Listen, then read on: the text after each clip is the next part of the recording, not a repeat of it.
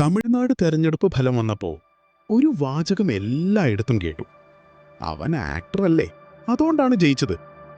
പക്ഷേ ഒരു നിമിഷം ചിന്തിച്ചാലോ, സിനിമയിൽ വന്ന എല്ലാ നടന്മാരും രാഷ്ട്രീയത്തിൽ വിജയിച്ചിട്ടുണ്ടോ? ഇല്ല. അപ്പോൾ എന്തുകൊണ്ടാണ് ചിലർ ജനങ്ങളുടെ മനസ്സിൽ ആഴത്തിൽ ഇടം പിടിക്കുന്നത്?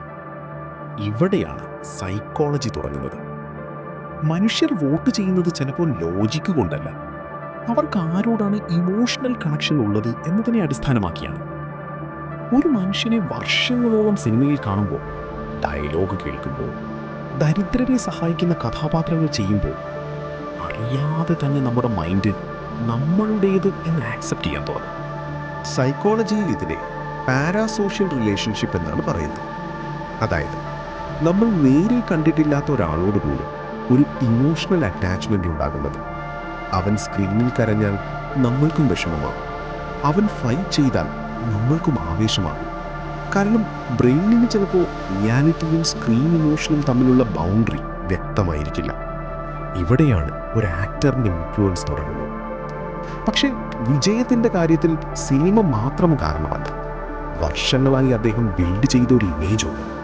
Simple appearance, controlled public behaviour, ഫാൻസിനോട് കണക്ഷൻ, ഹെൽപ്പിംഗ് മെൻറ്റാലിറ്റി എന്ന പെർസെപ്ഷൻ, ഇവയെല്ലാം ചേർന്ന് ജനങ്ങളുടെ മൈൻഡിൽ ഒരു പവർഫുൾ ഐഡൻറ്റിറ്റി ക്രിയേറ്റ് ചെയ്യും.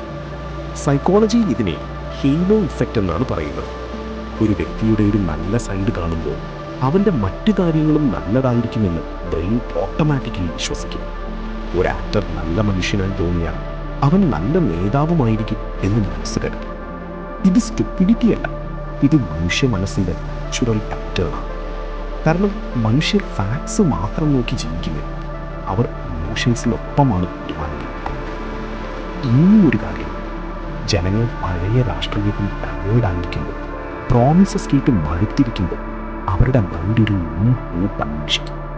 അവിടെ ഒരു പുതിയ മുഖം വന്നാൽ ബ്രെയിൻ ഓട്ടോമാറ്റിക്കലി അതിൽ പ്രതീക്ഷ അറ്റാച്ച് ചെയ്യും. സൈക്കോളജിയിൽ ഇത് ഹോപ്പ് അറ്റാച്ച്മെൻറ്റ് എന്ന രീതിയിൽ കാണാം. അതുകൊണ്ടാണ് ചിലപ്പോൾ എക്സ്പീരിയൻസിനേക്കാൾ ചേഞ്ച് ആളുകൾ തിരഞ്ഞെടുക്കുന്നത്. സത്യത്തിൽ പോളിറ്റിക്സ് എന്നത് പോളിസീസ് മാത്രമല്ല, അതൊരു ഇമോഷണൽ ഗെയിം കൂടിയാണ്.